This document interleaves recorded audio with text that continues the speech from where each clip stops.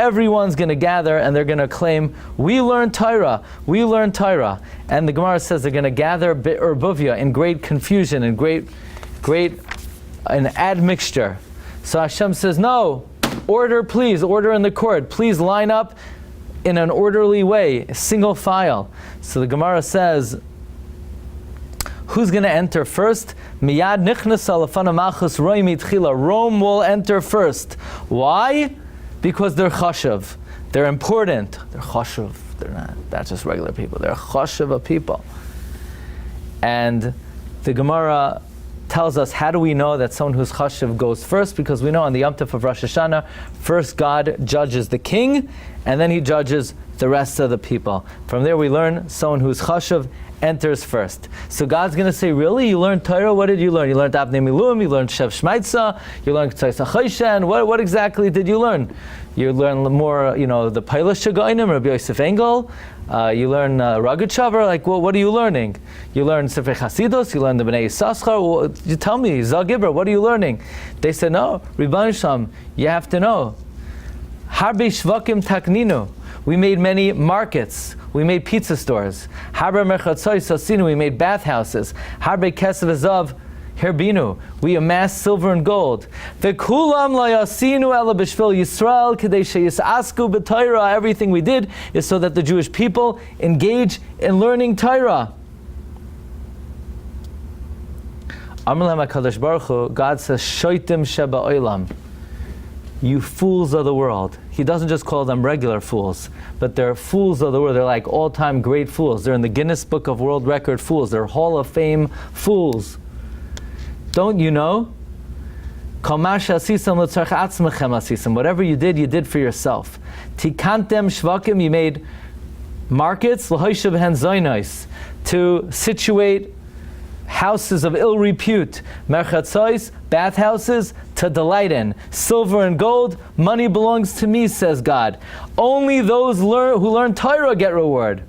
Klum yesh bachem magid zois, ein zois ela Torah, shenemar v'zois ha-Torah, asher sa Moshe, in this week's parsha, v'zois ha-Torah.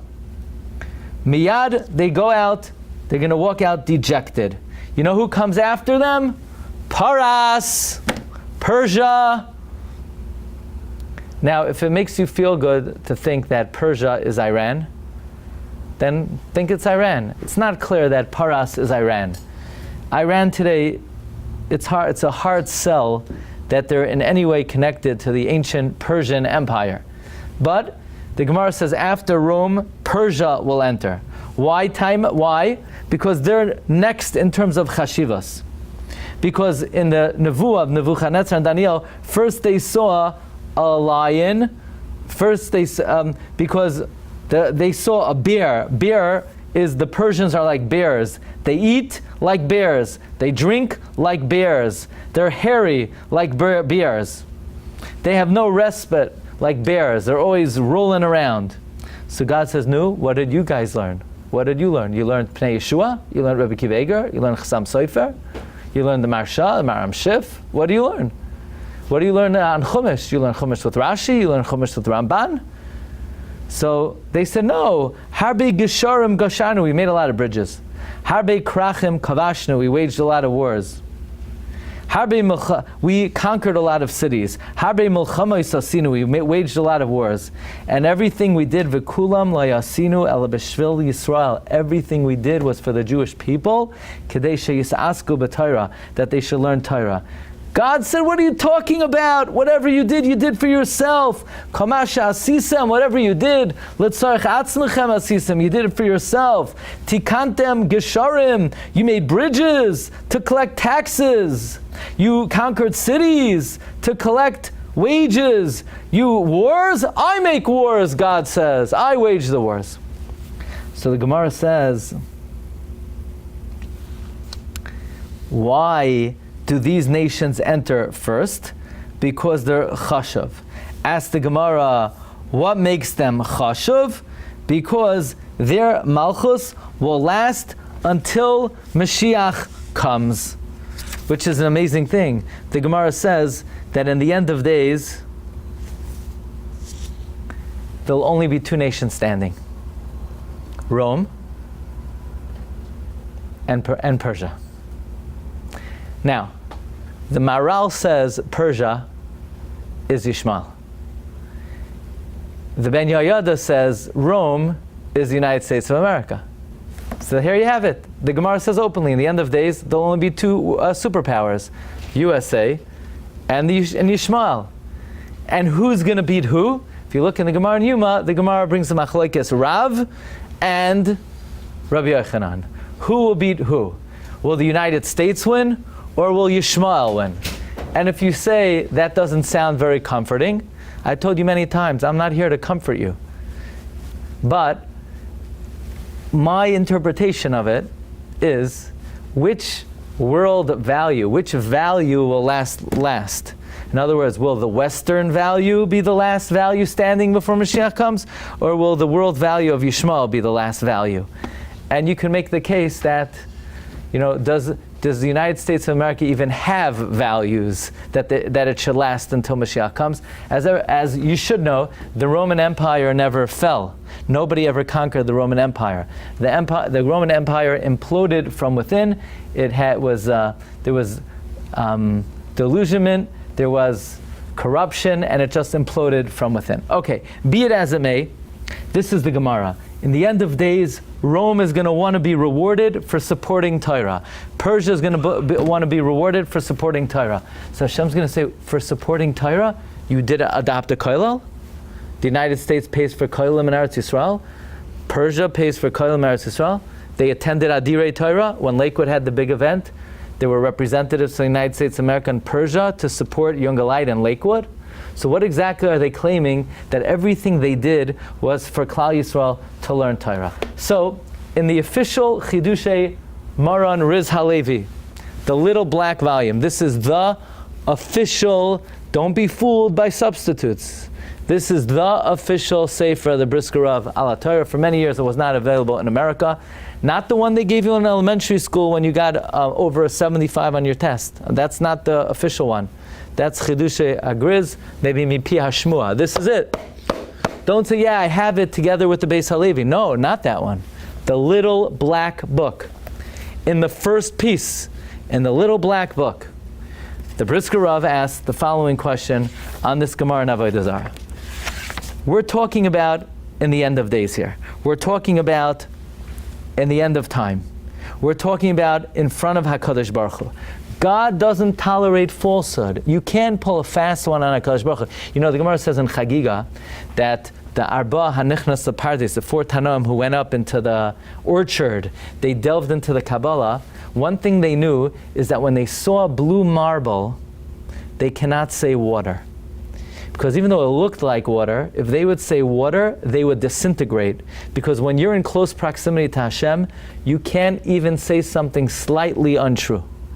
So this is in the end of days. This is in front of Hashem. Hashem makes an announcement. Anyone who learned Torah, come get your reward. And you're telling me Rome and Persia are going to say they supported Torah? How did they support Torah?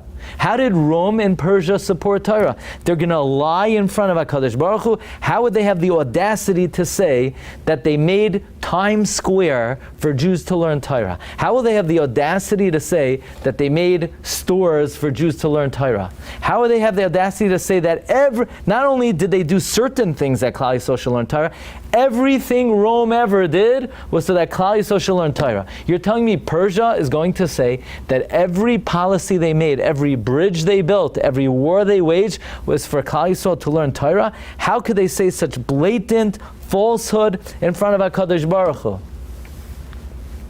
It's one thing you want to get up in the United Nations and spew lies, but in front of Hashem in the end of days,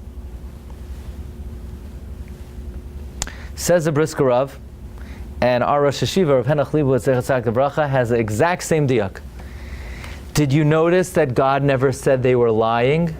God didn't say, liars, shakranim, you didn't do it for Klal Yisrael to learn Torah. God didn't call them liars. God called them fools. There's a big difference between a liar and a fool. God didn't say they're liars. God said they were fools. And if God didn't say they were liars, that means they were telling the truth. Indeed, everything the United States of America and Iran or Rome or Persia ever did is for Klal Yisrael to learn Torah. As we know, Bereishis bara Elokim, B'shvil Yisrael, u'b'shvil ha-Torah, nivra ha'olam. The world was created for one purpose. God created the world for people to learn Torah, for Klal Yisrael to learn Torah, for Jews to learn Torah. God created the world for the Jewish people to learn Torah, which means if He created the world for the Jewish people to learn Torah, every single event that happens in the world is for one reason and one reason only. Somehow that Jews should learn Torah. Now, the Romans and the Persians, they never realized how every store they built, and every bathhouse they built, and every marketplace they built, and every war they waged is somehow for Jews to learn Torah. Iran didn't know the reason they shot ballistic missiles is somehow to cause Jews to learn Torah. Trump didn't know the reason he dropped the bunker bomb on Fordo is so that Jews could learn Torah. He didn't know that. But in the end of days, they're going to all realize that the world was created for Torah and everything they did was for Torah.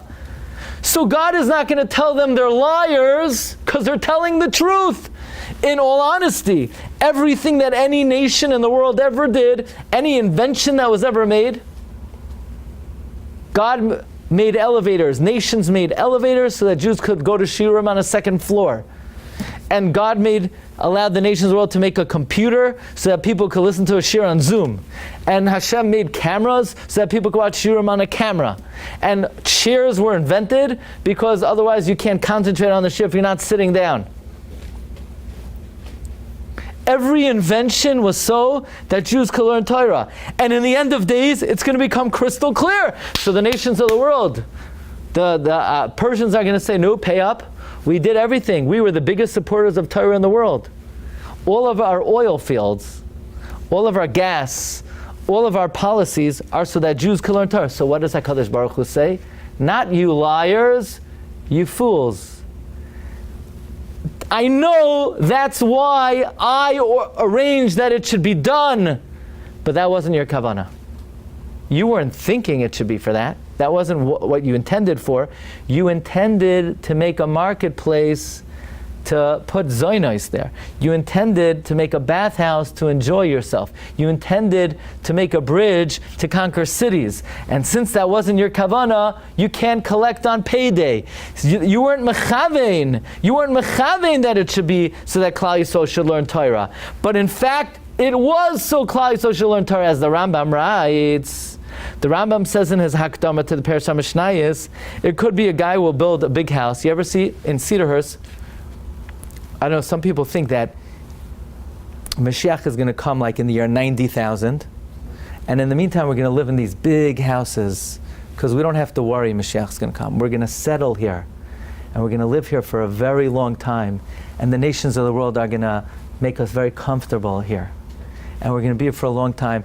And if we ever have to leave, they're going to knock on our door. They're going to say, Rabbi Yidala, you have this nice big house. We want to pay a lot of money for this house. And we're going to give you a long time until you pack up all your belongings and go where you want. Even though every single country we've ever been in, they knock on the door, they say, get out in 10 minutes, or don't even bring the shirt on your back. We never left any country on our own terms. How many countries have we left in our life? Every country we've ever been. But Cedarhurst is different. Cedarhurst, we're going to make big houses, and we're going to be here forever. Even if Mashiach comes, we could still stay. And if we ever want to sell the house, we'll get as much money as we have. Nothing to worry about. People say that I'm being passive aggressive. First of all, no. I'm being straight out aggressive. And this is not passive aggressive, it's called biting sarcasm. There's a very big difference between passive aggressive and biting sarcasm. You need to have a sense of humor. If you don't have a sense, this is not passive aggressive. Just, let's just get our terms straight. But the Rambam says, so you wonder, why is the guy building such a big house? The Rambam says a guy could build a big palace so that one time on a hot day, a chacham is going to be passing by. He's going to take a little shade in the tree, and it's going to let him cool off a little bit so that he could learn Torah better later that day. That's the whole reason this guy poured over the marble. He went to a marble store and he poured over it like a k'tzois hachlishan, spending time what the marble on the floor in his, I don't want to say what, should look like. Why? It's for one time, one guy who's a Talmid Chacham will come into the house and step on that piece of marble. Otherwise it has no tachlis whatsoever. The entire world was created so that people say, so why aren't they going to be rewarded? Because that wasn't their kavana.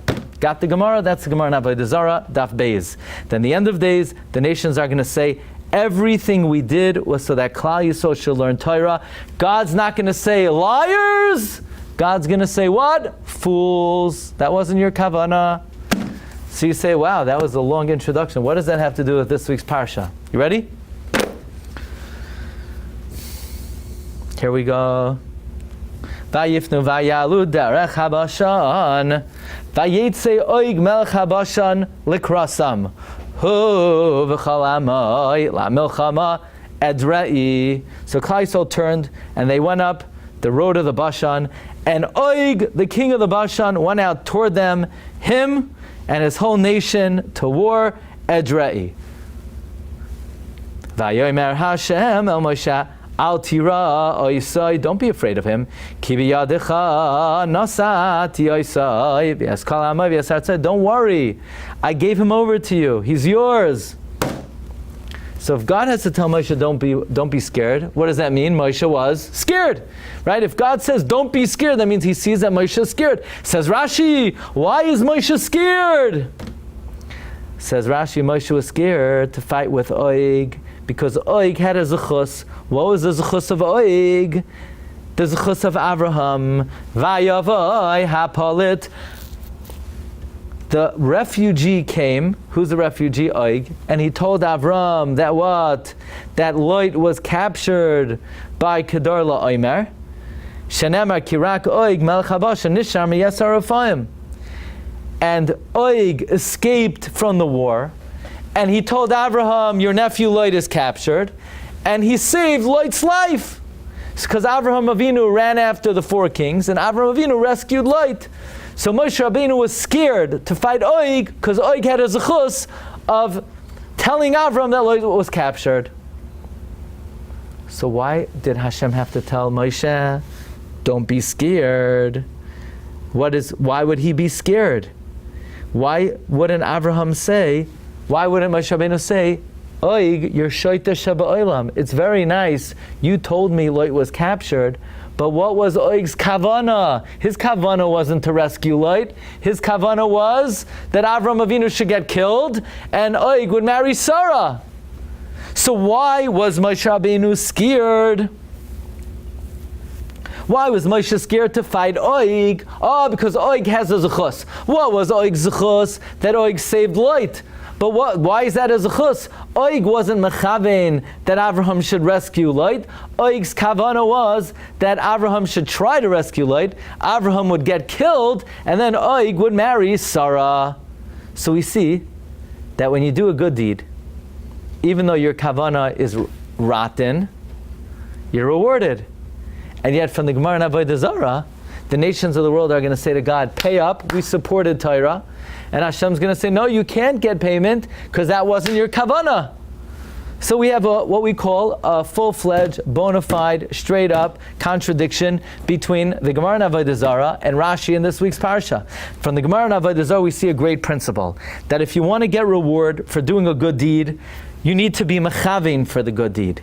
You're not going to get reward for supporting Torah if your kavana was to take a bath, or to situate Zionis, or to wage a war. You can't be rewarded for supporting Torah if you didn't have a positive kavana. And yet from Oig Melech HaBashan we see that Oig was going to be rewarded for doing a chesed to Lot, even though he had a negative kavana. It's the best question you ever heard. Don't make not such a, it's out of this world. It's a straight up stira. The klal of the brisker Rav, right? What do we learn from the Gemara in Avodah Zarah? That Persia will not be rewarded for supporting Torah, because even though maybe the United States of America was the biggest supporter of Torah in the history of the world, they're not going to get credit. Why? Because that wasn't their kavana. But you don't have to be mechavein to do a good deed. We see from Oig that Moshe Rabbeinu was afraid to fight Oig because Oig saved light. And if Oig saved light, he's still going to be rewarded despite the fact that his kavana was that Sar should die. I mean, it's counterintuitive. Here, Oig is going to be rewarded for trying to rescue light, even though Oig had negative kavana, and yet the Persians will not be rewarded for supporting Torah, even though the Persians had neutral kavana. Got the question? Who wants to say over the question? What's the question? Say it over. Zogibur. Oig got rewarded doing something that Moshe was afraid that Oig would get rewarded. you see that by they didn't get rewarded. So Yossi's saying, good. In Masechta Avodah Zarah, the nations of the world are not rewarded, even though in reality they supported Torah because they weren't mechavein to support Torah. And yet Oig Melech HaBashan and Moshe was afraid to fight them because of the reward that Oig had for trying to save light, even though his kavanah was that Sarah should die. So that Abraham should die and he would marry Sarah. So in this Sefer, Shaila Torah, a brisker Sefer, they bring an answer. It's an answer. If I may say, I'm not a supporter of this answer. They say like this. Really, if you do a good deed, if you're not mechavein for it, you're not going to get reward. So then why was Moshe afraid to attack Oig? Because Hakaras HaTov is different. He had to have gratitude for Oig. Oig saved light. And when it comes to Hakaras HaTov, it's not important what the person's kavana was. If they helped you out, you need to show them appreciation. And the proof is, we know we're now to afflict an Egyptian. Why? Because they hosted us for 210 years. Now their kavana was not to supply hospitality to the Jewish people. They weren't like Motel 6, you know? They weren't coming knocking on the door, giving room service and fuzzy towels and free slippers. They were brutalizing us. But at the end of the day, they gave us room and board for 210 years. And we have to show them appreciation. So we see that when it comes to Hakaras HaTov, kavana is not important. I'm not a fan of this answer for a number of reasons. Number one, why are we showing appreciation to Oig for saving light? Light should show appreciation to Oig for saving him. Light's not our guy. I mean, he is indirectly, maybe later on with David HaMelech, but David HaMelech is not even here now. I mean, he wanted to save light. He didn't want. If he wanted to save Sarah, maybe I could understand. But the Bnei Ammon and Moav should have gratitude to Oig, not the Bnei Yisrael. And that's not what Rashi says. Rashi doesn't say Moshe wanted to show appreciation to Oig. Rashi says Moshe was afraid of Oig because of the zechus of Oig. Not because Moshe wanted to show appreciation, because Moshe felt Oig legitimately had merit. What merit did he have? He didn't do a mitzvah. I don't think Hakaras HaTov fits into what Rashi is saying. Rashi says that Moshe was simply afraid to attack Oig, and Hashem said, don't be afraid. According to this answer, it should say Moshe Rabbeinu didn't want to attack Oig because it would be ungrateful to do so. Isn't Oig already saved by the Bible for that? There are different perushim. What does it mean that Oig was the palit? Doesn't mean he was saved from the war, or doesn't mean he was saved from the Mabul. But according to the Perush that he was saved from the war, he ran and he told Abraham that Lot was captured. So I want to tell you what they say in the Olam HaYeshivas, and then I want to tell you the best answer of all. I think it's original, but the idea is solid. You can't argue on it, okay? What they say in the Olam HaYeshivas to this question, this is a really, it's a beautiful question they say over in the Olam HaYeshivas. It's a kasha on the Brisker Rav from this week's parsha. And it's not just a regular Brisker Rav. You missed the first part of the shir. Not that, I'm not saying, oh, it's okay. No, I'm not going to forgive you. They missed it. But in the first part, we said that Brisker Rav is found in the official little black book. This is the official sefer of the Brisker Rav ala Torah. It's the very first piece. It's the very first Brisker Rav. So it's like a prized question. Here the Brisker Rav says the nations of the world won't get reward at the end of days. God doesn't say they're lying. They did support Torah, but that wasn't their kavana, so they lose reward. That's a contradiction to Moshe Rabbeinu being afraid of the stira of Oig. So in the Olam HaYeshivas, they say as follows. They say, is building a bridge supporting Torah? When you build the Verrazano Bridge, that supports Torah? Doesn't support Torah. Yeah, but how in the world can a guy, a bacher in Brooklyn or Borough Park get to Lakewood? You need the Verrazano Bridge. You need the Hidabroot crossing. So, but the act of building that bridge is not an act of supporting Torah. It enables support of Torah. Oh, enabling? If you want to get credit for facilitating, that has to be your kavana. You can't just come in, oh, pay up, I built the outer bridge crossing. No, you built it to rip people off on the tolls. So this way people forget Easy Pass, you're going to send them a bill in the mail, and then there are all kinds of, you get texts all day long. Your Easy Pass expired, you don't know, is it true, is it a fraud, So if supporting Torah means you built the yeshiva, you published the sefer, not you built the outer bridge crossing. So they're trying to get credit for enabling Torah. That's not going to be possible if you're not mechavin for that. But what Oig did was, he didn't indirectly help Lot. He helped Lot. Lot was captured and he was going to get killed. So he went and he told Avraham. Now his kavana was that Avraham should get killed. But he didn't do an indirect act of chesed. He directly, he didn't facilitate Lot's rescue. He was the one who caused it to happen. In other words, when you do a good deed that's indirect, you need to have kavana for the outcome. If you do a good deed that's direct, then even a negative kavana won't uproot it. That's what they say in the Olam HaYeshivas. Okay? Tonight we're going to say a straight up answer, a very beautiful answer. It's based on something we said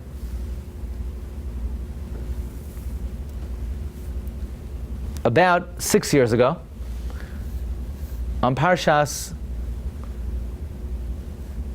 Vayigash, on one of the most difficult Archaim HaKadoshes in the Torah. We know, and this is something I like to talk about, mitzvahs trichas kavana, right? We talk about that a lot. Mitzvahs require kavana, which means, technically speaking, if you want to get credit for a mitzvah, you have to have the formal kavana before you do the mitzvah. I am fulfilling this in this mitzvah. So, for example, let's say I'm learning Torah. Before I learn Torah, I'm required to have a formal kavana. I have kavana to mekayim the mitzvah of Talmud Torah. I have kavana to be mekayim the mitzvah of saying Kriya Shema. I have kavana to remember Hashem took us out of Mitzrayim. I have kavana to put up a mezuzah, to wear tefillin. This is required. This is how we paskin. Mitzvos trichos kavana. Maybe b'diavad, if you didn't have that kavana, you could still be yotzei, because why else are you doing the mitzvah? But you really are required to have that formal kavanah before you do any mitzvah. At least davening once a day is midairaisa. Once a day you have kavanah. I have kavanah to be mekayim the mitzvah of prayer. Okay? Let's say though, I want to help somebody. Let's say somebody walks into the room, he's carrying 90 different things. And I walk over and I help him. Do I need to have a formal kavana? I have kavana to mekayim the mitzvah of chesed. Is that required? So we're going to think about that a little bit. We know that when you put on tefillin, you make a bracha. When you put on talis, you make a bracha. When we do mitzvahs, we make a bracha. How come before we give tzedakah or do mitzvahs bein adam lachaveroi, why don't we make a bracha? Why don't we make a bracha? Asher kiddushanu b'mitzvahs v'tzivanu ligmal chesed. I see a guy, he's frowning, he's sad, he's very sad. His team hasn't won in 30 years. Every year they get the first overall pick, and for some reason the guy they pick, he doesn't even know what direction to hold the ball. He the second he gets on the field, he needs to start selling used cars. And the guy's mamish tzebrachin. So you wanna be mesameach him. You say, Rabbi Yid, yeah? Why are you so sad? He said, I'm so sad. I have nothing, I don't have a sports team. Should you say, Baruch atah Hashem Elokeinu melech haolam asher kiddushanu ligmal chesed, and then you tell him something to cheer him up? Do we make brachas on bein adam lachaver? Do you make a bracha when you give tzedakah? Do you make a bracha when you do any interpersonal mitzvahs? You do not make a bracha. Why? So the Kli Chemda writes in the Kunshas Achrein, because bein adam lachaveroi does not need kavana. And since you don't need kavana, you don't have to make a bracha. The reason to make a bracha is to focus your kavana.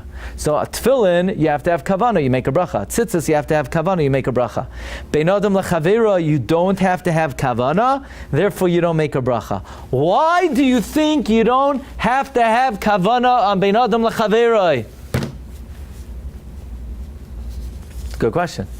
Why not? We paskin mitzvos shrichos kavana. Okay? Says Rabbi Yosef Engel.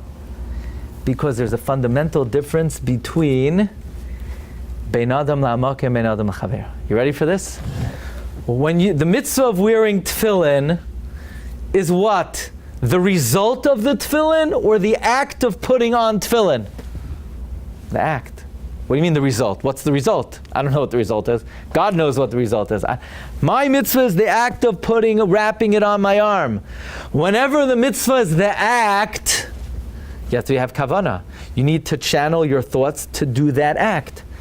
The act of putting on tefillin, the act of putting on tzitzis, the act of tefillah, the act of Talmud Torah. We're not in control of the result. We don't know what the result is even. But the mitzvah is the act. Acts need kavana. I have a question. What's the mitzvah bein adam l'chaveroi? To go over to a poor person and go, the act of putting the down on his hand, that's the mitzvah? No, that's not the mitzvah. The mitzvah is the result. The mitzvah is the result that he has the $20. The mitzvah is the result that he was helped. Is the mitzvah the act of me going like this and lifting up? The mitzvah is that my friend is helped. The mitzvah is the result. Whenever the mitzvah is the result, we don't care what you're thinking, because thought is only needed for what you do. But when the mitzvah is not what you do, but rather the result of what you do, kavana is not important.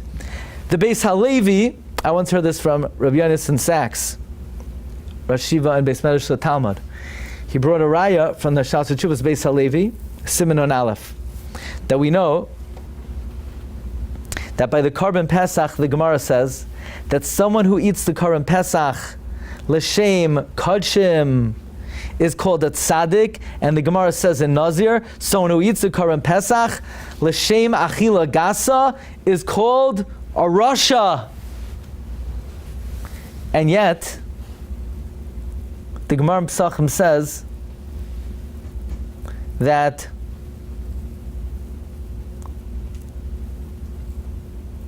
and the Gemara asks the question. The Gemara says, not true. Who cares what the guy is thinking? By the Korban Pesach? Who cares? The Gemara says, he still did a mitzvah. And the Gemara in Pesachim says that by the Lechem Hapanim, that by Achilas Kodshim, we say that even if somebody ate just a tiny bit of the lechem hapanim,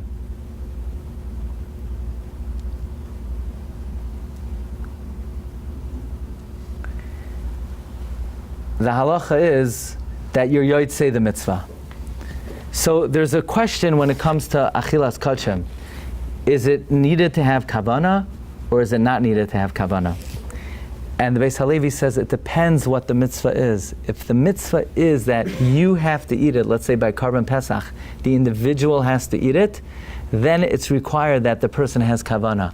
If the mitzvah is that the karban be eaten, that the result is at the end of the day the karban be eaten, then we don't care what the kavana of the eater was, because kavana is only an important factor when the focus is on the act. When the focus is on the result, we don't care about the kavana.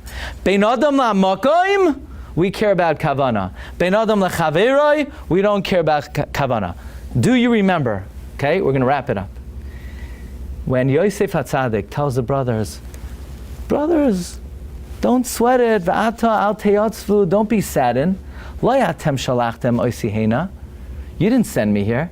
Ki Elokim, God sent me here. Why are you so upset? I'm not bothered by what you did. You didn't do anything. Hashem sent me here. Ki lemichya shalachani Elokim.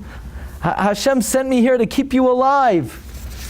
Do you remember what the Or HaChaim HaKadosh says? The Or HaChaim HaKadosh says, Atem chashavtem alai ra. You had bad thoughts to me. Elokim chashav l'toiva. God had good thoughts. You tried to harm me, but God orchestrated that it should be for my benefit. So let's think. What did the brothers do? The brothers try to kill Yosef. Yosef says, who cares you try to kill me? God had good kavana. Says the Or HaChaim HaKadosh, you know what this is like? This is like someone who tried to give arsenic to his friend, and it turned out it was delicious wine. Come here. I have a very delicious drink for you. You know, we're very good friends. Come, you could trust me. The guy, he thinks he's about to pour his friend arsenic. He says, drink. And he sees the guy drinking, and he sees the guy getting very happy. And he's very surprised, because he thought he was knocking off the guy, and now the guy is drinking delicious wine. Is that an Avera? If you're mechaving to kill someone, and you turned out you helped him, is that an Avera if you're mechavin? So the Or HaChaim HaKadosh says, what Yosef is telling the brothers is, it's like a guy who tried to poison someone, and he turned out he gave him delicious wine. So you tried to kill me, but you helped me.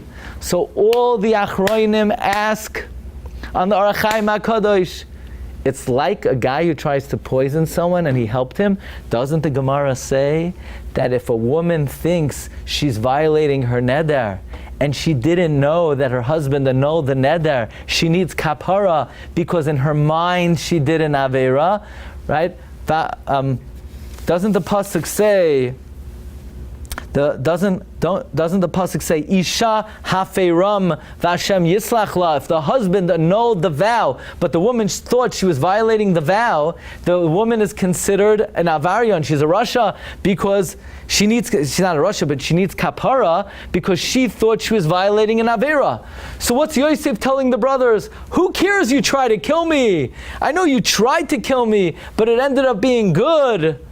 So everything is fine. You won't even be punished. What do you mean? I thought you get punished if you think to do an avera, and it turns out the answer is if you thought you're eating. Let's say somebody thought they were eating chazer, and it turned out to be kosher delight, olav hashalom, right? A guy thought he was eating chazer, and it turned out to be the burger delight. You remember that? You turn with the good pickle over there, right? He thought he was eating chazer, and it turned out to be burger delight. Do you need kapara? You need kapara. That's bein adam la'makoim. Because bein adam la'makoim, we care about your kavana. Why? Because bein adam la'makoim, we're dealing with the act. When we deal with the act, it's all about what you're thinking. Bein adam la'makoim, it's dealing with what you're thinking, because the focus is on the act. But by Yosef, They didn't do an Aveira Bein Adam LaMakayim. They tried to harm him. Bein Adam LaChaveroi. It doesn't matter what you're thinking. Your kavana is irrelevant, Bein Adam LaChaveroi. So Yosef says, I know you try to kill me, but it's interpersonal. But I was helped L'maisa. So negative kavana is not harmful, Bein Adam LaChaveroi. So too, when you do a mitzvah Bein Adam LaChavero, the same way, you don't need to have positive kavana Bein Adam LaChaveroi. So too, negative kavana Bein Adam LaChaveroi is not harmful, and you don't need kapara. So if you thought you were hurting someone and you turned out you were helping him, you don't need kapara. Coming back to Oig Melech HaBashan, I think we have a very obvious answer. If you built bridges and you made marketplaces and you made stores, and the end of the day you supported Torah, we don't care about the end of the day you supported Torah. The mitzvah of supporting Torah is not the result that Torah is supported. It's the act of supporting Torah. But if that's not your kavana, you get no credit. But Oig Melech HaBashan was doing a mitzvah Bein Adam LaChaveroi. He's saving a person. Oh, but his kavana was bad. His kavana was to harm Abraham. We don't care about kavana Bein Adam LaChaveroi. This is a chiluk that you could drive a truck through. This kasha on the Brisker Rav, that, Brisker Rav said that from the Gemara in Avodah Zarah we see that if you support Torah, but you're not mechavin for it, you don't get credit. Of course you don't get credit. Supporting Torah is not Bein Adam LaMakayim, not Bein Adam LaChavera, it's Bein Adam LaMakayim. The mitzvah Bein Adam LaMakayim is the focus is on the act. Whenever there's a focus on the act, kavana is critical. Mashiach Kain, Oig Melech HaBashan is doing a mitzvah of saving someone. Question, did he save light? Yes. Was life saved? Yes. Oh, but he had wrong kavanos. I have a question. Light, does he care now that he's breathing, right? Light is breathing now. He's eating supper. He went to Kosher Delight. He had a Burger Delight with the pickle. Does he care that in your mind, your kavana was to harm someone else? No, the Burger Delight tastes the same, whether you're mechavin to save him or you're not mechavin to save him. So therefore, Oig Melech HaBashan has a zechus, and Hashem said, don't worry about it. That is a very important klal in the difference between mitzvahs, Bein Adam LaChaveroi, and Bein Adam LaMakam. Bein Adam LaMakam, the focus is on the act. The result, we leave to Shamayim. Bein Adam LaChaveroi, the focus is on the result. Was your friend helped? Therefore, kavanos are secondary. There is no question that your kavana enhances the mitzvah, it elevates the mitzvah, it adds to the mitzvah, but it is not a essential ingredient in the mitzvah, because the mitzvah is not, the mitzvah of saving a life is not driving the Hatzalah car with the guy in it. Oh, the guy didn't survive? Okay, I did the Maisa mitzvah. I did the mitzvah of driving a Hatzalah guy to the hospital. Oh, he died? No, that's not my... No, your mitzvah is that he should live. That's the mitzvah. The mitzvah is, when it comes to an Adam LaChaveroi, it's to help your friend. Yeah? Let's say your friend needs a meal, and you serve him a hamburger. Your friend does not care what your kavana was, whether you had 6 kavanas, whether you had 4 kavanas, you had 3 kavanas. All your friend cares about is that the hamburger should taste good. Now, all your kavanas will enhance the mitzvah, but it's very preliminary and secondary when it comes to the world of Bein Adam LaChaveroi. Bein Adam LaMakayim, what? Was it constant taking a hate to the brothers for that? In other words, if it was not, right? Okay, you're saying, how does the Or Chaim HaKadosh, who says that Yosef said that they're not responsible at all, fit in with that they were punished? And that we constantly always have this ticking. So apparently the sin was not their kavana. In other words, they must have done something. In other words, they sold him. They sold him. They put him in a pit. So there were certain results. He suffered. So good things happen. But by the way, that Or Chaim HaKadosh, they say about that Or Chaim HaKadosh, Harbe Kolmasum nishtabru. Many pens broke trying to explain the Kahal Kadosh, who says that what Yosef told the brothers was that you're pater even midinei shamayim because it's doimel l'meskavein lahashkos chaver kois maves v'shkeo kois yain. So tonight we learned the famous question: how does the chiddush of the Brisker Rav in the beginning of Masechta Avodah Zarah fit in with Divrei Rashi in Parshas Chukas? So one answer is maybe Hakaras HaToiv is different. Another answer is that saving light is a direct good deed as opposed to the support of Torah, which is, it's not directly supporting Torah, it's only secondary, so there kavana is important. And the answer we gave is the difference between Ben Adam LaMakoim, Ben Adam LaChavera. Ben Adam LaMakoim, kavana is essential. Ben Adam LaChaveroi, kavana is secondary. Rabbi Say, have a beautiful evening. Shkayach. Next week, regular schedule, Wednesday night. Shkayach.